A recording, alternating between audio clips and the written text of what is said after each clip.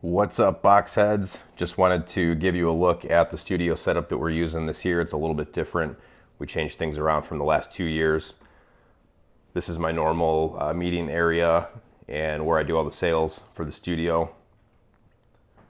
I've got the samples laid out right here on the table. There's the cards and the ornaments and acrylic blocks that we offer. I've got my business cards and the price menu.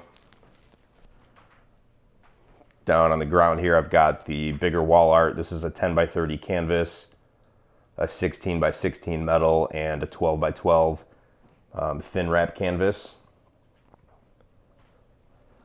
For the camera setup today, I've got the EOS R on a tripod with the 85 millimeter, and I'm going to be triggering that remotely with my Pocket Wizards. I'm using the Westcott Rapid Box up top, which is about 42 inches, and that's directly over the camera. On the back wall, I've got the seamless pull down, and this is super handy to do the composite work, or if we have another idea, I can just pull that out real quick and we can shoot there.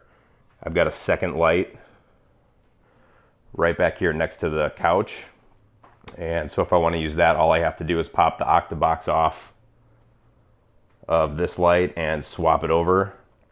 And so I don't have to move anything. It takes like 30 seconds to switch it. And then the biggest change for this year is that the box is not in the studio. We moved things around in the dining room and got the box completely out of the way. And this freed up the space to use the seamless and make the whole process a little bit quicker.